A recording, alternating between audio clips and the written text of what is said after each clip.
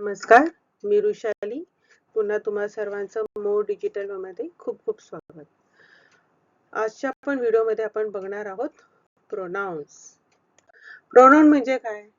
Pronoun म्हणजे सर्वनाम. जिथे नामाची किंवा त्या नामाचे आपल्याला सारखं नाव घ्यायला नको, पुनरावृत्ती करायला नको, म्हणून त्याच्या जागी वापरतो आपण pronoun. Why pronouns are important? Pronouns are essential in English grammar. They replace the noun to make sentence smoother and easier to understand, enhancing our communication skill significantly. For example, include he, she, it, and they.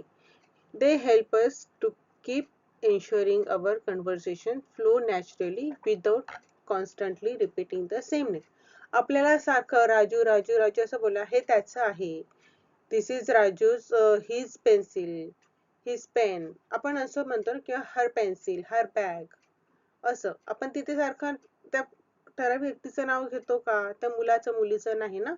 तेव्हा आपण वापरतो pronoun. Pronoun म्हणजे सर्वनाम. नामाची पुनरावृत्ती व्हायला नको म्हणून आपण तिथे वापरतो सर्वनाम. आता आपण हे थोडं डीपली बघू. ओके. त्याचे प्रकार आहेत प्रोनाउन्सचे. त्याच्यात असतं फर्स्ट पर्सन म्हणजे पहिली व्यक्ती. Singular. I is use for the speaker. मी बोलते ना, आय मी सिंग्युलर आहे. मी बोलते जेव्हा मी एकटी पर्सन आहे त्या मी बोलते. वी त्याचा प्लुरल होतो we includes the speaker and others. We म्हणजे मी आणि तुम्ही, तेव्हा आपण होतो वी. ओके. आणि त्याचं ऑब्जेक्ट काय असतं? Me and us refer to the receiver. आपण हे थोडं डीपली बघायचो, मी तुमच्या लक्षात येते. ओके. सेकंड पर्सन म्हणजे दुसरी व्यक्ती. You singular you. प्लुरल मध्येही यू आणि यू जेव्हा आपण सगळे असतो ग्रुप, सिंग्युलर आणि प्लुरल. यू. आता मी सांगते की मी तुझ्याबद्दल सांगते, मी तुमच्या यू. प्लुरल मध्ये पण यू आणि जेव्हा सिंग्युलर प्लुरल दोघांसाठी सेकंड पर्सन मध्ये यू वापरतात. थर्ड पर्सन म्हणजे तिसरी व्यक्ती. He. He is he use for boy. When we are talking about boy तेव्हा वापरतो ही. शी कोणासाठी वापरतात? मुलीसाठी. जेव्हा आपण एखाद्या मुलीबद्दल एखाद्या स्त्रीबद्दल बोलतो तेव्हा आपण ती म्हणतो शी. आणि जे आपण ग्रुप बद्दल बोलतो, टुगेदर ऑफ ग्रुप, तेव्हा त्याला आपण म्हणतो they. He is a good boy. She is a good girl. They are very good students. आता आपण मी इथे कोणाबद्दल की तो हुशार मुलगा आहे, ती हुशार मुलगी आहे आणि ते विद्यार्थी खूप हुशार आहेत. दे. जेव्हा आपण प्लुरल फॉर्म मध्ये जातो तेव्हा त्याचा होतो दे. ग्रुप बद्दल बोलतोय, मुलांचा ग्रुप. आम्ही ग्रुपने पिकनिकला गेलो. We are going for picnic. जेव्हा दे वी हे आम्ही ग्रुप एकत्र एकापेक्षा जास्त असतात तेव्हा वी वापरतो, दे वापरतो, अस वापरतो. ओके. आता हा टेबल बघितला तर तुम्हाला लक्षात येईल. सिंग्युलर फर्स्ट पर्सन आहे, फर्स्ट सेकंड थर्ड. त्याचे सिंग्युलर आणि प्लुरल. सब्जेक्ट. सब्जेक्ट म्हणजे काय असतं? कर्ता. आणि ऑब्जेक्ट काय असतं? कर्म. मग आता सिंग्युलर मध्ये आयचा काय होतो? सिंग्युलर मध्ये आय आहे, त्याचा प्लुरल मध्ये काय होतो? वी. आणि त्याचा मीचा काय होतो? अस. मी करते ना, मी, मग अस. सेकंड मध्ये सेकंड पर्सन यू, त्याचा सिंग्युलर आणि प्लुरल मध्ये यूज राहतो. Third he, she, it. He कोणासाठी वापरतो? बॉय साठी, मुलासाठी. शी कोणासाठी? मुलीसाठी, स्त्रीसाठी. इट. इट हे आपण ॲनिमल साठी किंवा फर्निचर साठी त्याच्यासाठी वापरतो. टेबल, खुर्ची, मोबाईल जे चालू फिरू शकत नाही, जे बोलू शकत नाही किंवा ॲनिमल्स त्याच्यासाठी आपण वापरतो इट. त्यांचं ऑब्जेक्टिव्ह मध्ये त्यांचं काय होतं? Him, her, it. Her book. It is a table. Her book. Okay. Tell him, त्याला सांगा, असं. आणि त्याचा प्लुरल फॉर्म काय होतं? दे, देम. ओके. पर्सनल आणि पॉझेसिव्ह प्रोनाउन. आपण आता बघितलं पर्सनल प्रोनाउन आय. मी माझ्याबद्दल बोलते. You, he, she, it, we, they हे येतात personal pronoun. She is a good girl. It is a far away. We are going for picnic. Okay. You are talking very sweetly. तू खूप चांगलं बोलतोयस. किंवा मी जे तुमच्याबद्दल सांगते आहे तेव्हा आपण काय वापरतो? Possessive pronoun. Mine. It is mine. हे माझं आहे. That is yours. हे तुझं आहे. हे तिचं आहे तेव्हा हर्स. अवर्स म्हणजे आपलं. आणि देअर्स म्हणजे त्यांचं. ओके. पर्सनल मध्ये I, you, he, she, it, we, they येतं. पॉझेसिव्ह म्हणजे मालकी हक्क. हे त्यांचं आहे. हे माझं आहे. तेव्हा पॉझेसिव्ह मध्ये काय येतं? Mine, yours, his, hers, ours, theirs. Okay. Pronoun help us sentence clear and concise. आपल्याला pronouns मध्ये आपल्याला वाक्य व्यवस्थित क्लिअरली करतात. आपण जसं जसं तुम्ही बोलत जाल, वापरत जाल, जसं वाक्य येईल तसं तुम्हाला ते कळत जाईल की कुठे ही वापरायचं, शी, इट वापरायचं, कुठे दे वापरायचं, हे हळूहळू तुम्हाला लक्षात यायचे. Reflexive pronoun. रिफ्लेक्सिव्ह प्रोनाउन म्हणजे डुईंग थिंग्स अवर सेल्फ. स्वतःच आत्मवाचक. मी माझं माझं करते. Reflexive pronouns help us clarify action we perform on ourselves. They include myself, yourself, himself, and more. For example, she taught herself to dance. They make sentence clear and engaging. Reflexive म्हणजे काय? मी माझ्याबद्दल सांगते. मी माझं शिकली. I am doing my own. Okay. I am doing my own studies. Okay. I am doing my own videos. She is doing herself. ती तिचं करते. Himself. त्याने त्याचं केलं. त्यांनी त्यांचं केलं. Okay. My self, your self, himself. जेव्हा आपण त्या व्यक्तीच्या स्वतः जेव्हा करतो, स्वतःबद्दल सांगतो की आपण त्यांच्याबद्दल सांगतो, त्यांनी त्यांचं केलं कोणाची मदत न घेता. ती तिचं डान्स करायला शिकली. ती तिचं ड्रॉइंग करायला शिकली. जेव्हा आपण स्वतः करतो तेव्हा रिफ्लेक्सिव्ह प्रोनाउन म्हणजे आत्मवाचक. मी स्वतःबद्दल, ते त्यांच्या स्वतःबद्दल आपण सांगतो. तेव्हा म्हणतो आपण रिफ्लेक्सिव्ह प्रोनाउन. ओके. आता त्याची इथे बघा. Relative pronoun. Connecting sentence. The boy is running, he is my friend. आता हे इथे कनेक्ट कशाने झालं? Who. The boy who is running is my friend. त्याचं सारखंच आपण सांगतोय का? The boy he is running, he is my friend. आपण असं नाही सांगत ना. तो जो मुलगा आहे ना, तो माझा मित्र आहे. तो मुलगा आहे ना, तो पळतोय ना, तो माझा मित्र आहे. आपण असं सांगतो का? तो. तर मग कोण? तो जो मुलगा पळतोय ना, तो. अगं ती आहे ना, ती. अगं ती मुलगी आहे ना, ती माझी मैत्रीण आहे. आपण असं सांगतो ना, त्या who refers to the people in the subject position. Subject म्हणजे कर्ता. एवढं लक्षात ठेवायचं. Whom is used for the object of a verb or a preposition. Object म्हणजे कर्म. काय करतोय तो? रनिंग करतोय. Which that connect clauses and clarification. आता इथे बघा. The boy is running, he is my friend. तो कशाने कनेक्ट होतोय आपल्याला? who. कोण? तो मुलगा. रिलेटिव्ह प्रोनाउन जे एकमेकांशी जोडलेले असतात तेव्हा आपण त्याला म्हणतो कनेक्टिव्ह प्रोनाउन. ठीक आहे. आता एक आपल्याला प्रिपोजिशन्स वर्ब आपण आता पुढे बघतच जाऊ तेव्हा तुम्हाला अजून क्लॅरिटी येईल. Okay. Demonstrative pronounce. Demonstrative pronounce म्हणजे आपण मागे बघितलं होतं डेमॉन्स्ट्रेटिव्ह नाउन की आपल्याला स्पेसिफिक तीच वस्तू तेच नाम सांगायचं असतं. आता इथे प्रोनाउन मग आपण सारखं तेच बोलतो का? गुलाबाचं फुल लाल आहे, गुलाबाच्या फुलाला वास चांगला येतो. आपण सारखं ते नाही ना वापरत. आपण त्याला एक specific it is very good flower, it smell is very sweet. Okay. आपण तेव्हा त्याला म्हणतो इट. सारखं रोज म्हणतो का? Rose is sweet flower, it smells very sweet, rose is in red colour. नाही ना. Rose is a sweet flower, it is in red colour.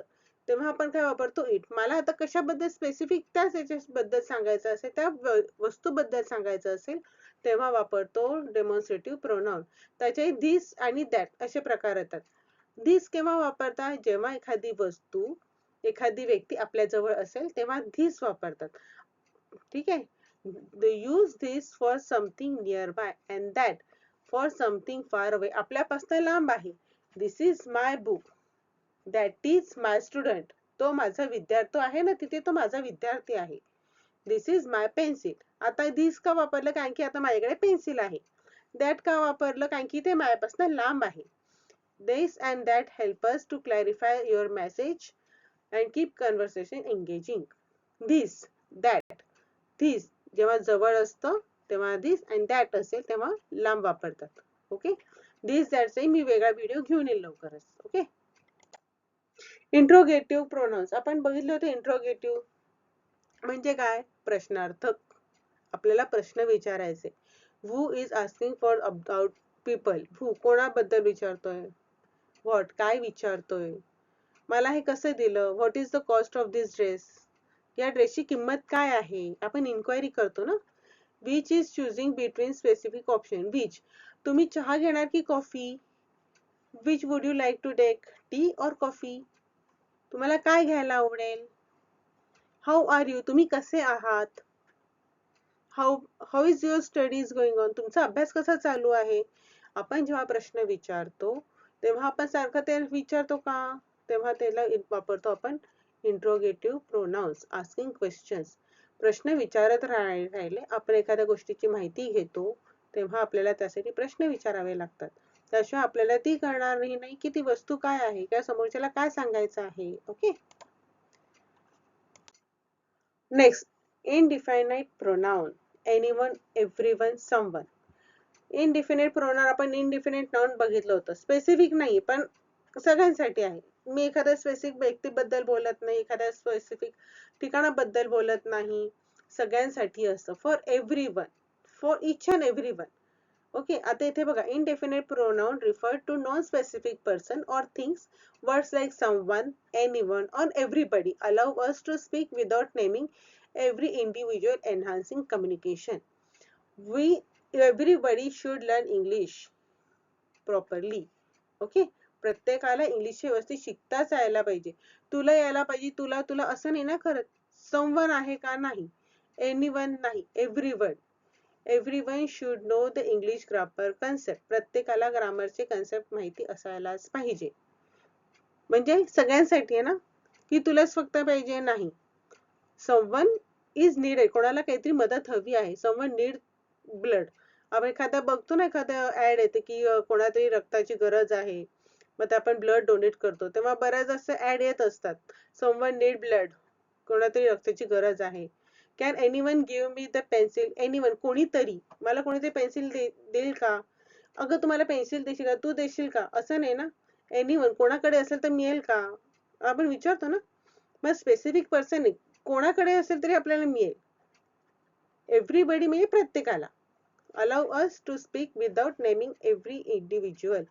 आपल्याला प्रत्येकालाच बोलायचं आहे असं नाही. कोणाकडनं तरी काहीतरी आपल्याला मदत मिळते. एनीवन कोणीतरी देईल का. समवन कोणाला तरी. एव्हरीबडी म्हणजे सगळ्यांना. इनडिफिनिट प्रोनाउन्स म्हणजे आपल्याला तिथे स्पेसिफिक पर्सन थिंग नसतो. ओके, पुढे आता आपण हे शेवटाकडे आलेलो आहोत. आता एकदा बघून घ्या नाउन अँड प्रोनाउन. नाउन म्हणजे नाम. आपल्याला माहिती आहे नाम काय आहे. ओके, नामची कन्सेप्ट क्लिअर आहे का सगळ्यांना. नसेल तर पुन्हा सांगा, मी पुन्हा एक्सप्लेन करेल. कमेंट मध्ये मला नक्की सांगा. आपण जो मगाशी चार्ट बघितला होता तोच चार्ट इथे पुन्हा आहे. I subject. सब्जेक्ट म्हणजे काय. कर्ता. ऑब्जेक्ट म्हणजे कर्म. आय ऑब्जेक्ट मी.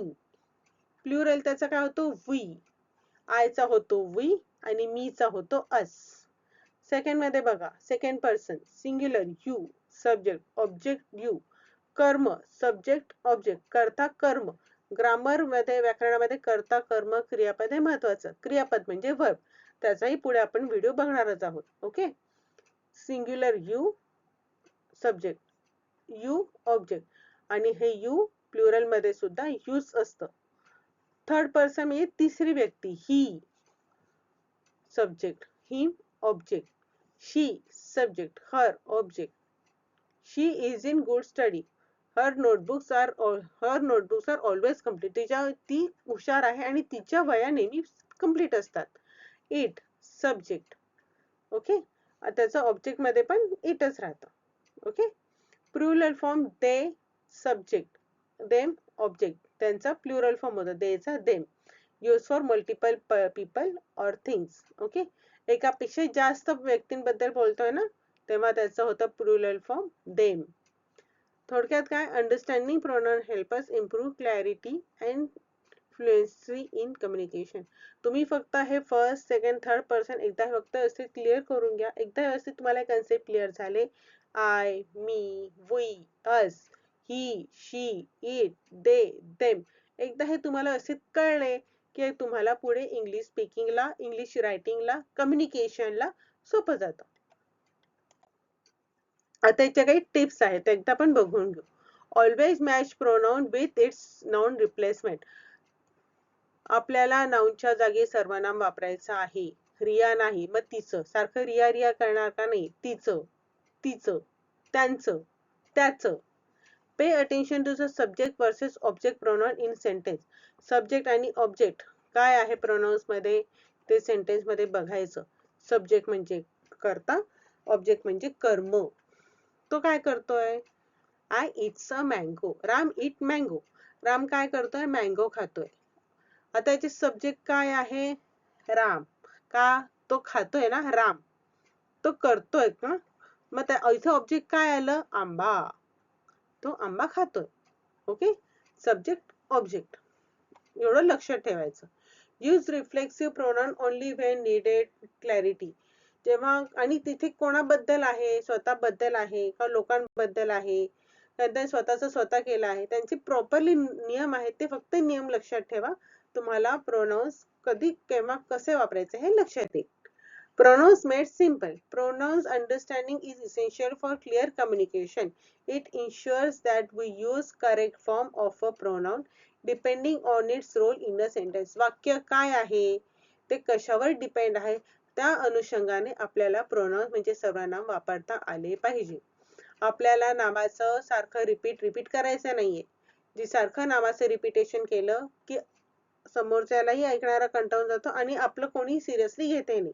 मग तेव्हा तुमचं बोलणं क्लिअर असण्यासाठी सुरुवातीला ना, नंतर मग परत त्या व्यक्तीबद्दल सांगताना तिथे मग प्रोनाउन वापरायचं.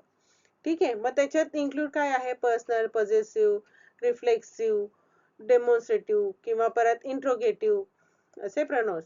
काय आपण ते केव्हा वापरायचं? ते वाक्याच्या अनुसार आपल्याला वापरायचे. वाक्य काय आहे? आपल्याला काय बोलायचं आहे? त्या याच्याने विचार करून आपल्याला प्रोनाउन्स वापरायचे आहेत. प्रोनाउन्स की प्रेफरन्स क्लिअर स्पेसिफिक रायटिंग. लिहिताना, बोलताना प्रोनाउन्स योग्य ठिकाणीच वापरले पाहिजे. आय होप तुम्हाला हा व्हिडिओ कळला असेल. नाउन कळले असतील, नाउन कळले की तुम्हाला प्रोनाउन्सही कळतील. नाउनचे रिपिटेशन होऊ नये म्हणून प्रोनाउन्स वापरतात. प्रोनाउन्स म्हणजे सर्वनाम. त्यात सब्जेक्ट आणि ऑब्जेक्ट असतात. सब्जेक्ट म्हणजे काय? कर्ता. ऑब्जेक्ट म्हणजे कर्म. तो काय करतो आहे? कशाबद्दल आहे? मी तुम्हाला मगाशी जे चार्ट दाखवले, first person, second person, third person, एकदा ते व्यवस्थित लक्षात ठेवून घ्या. तो व्यवस्थित तुमच्या अभ्यासाच्या ठिकाणी लावा. म्हणजे तुम्हाला तो पाठ करा, म्हणजे तुम्हाला लक्षात राहील. First, second, third person. Okay? I hope तुम्हाला कळला असेल व्हिडिओ. काही डाऊट असेल तर कमेंटमध्ये नक्की विचारा. पुढचा व्हिडिओ लवकरच येईल. Thank you.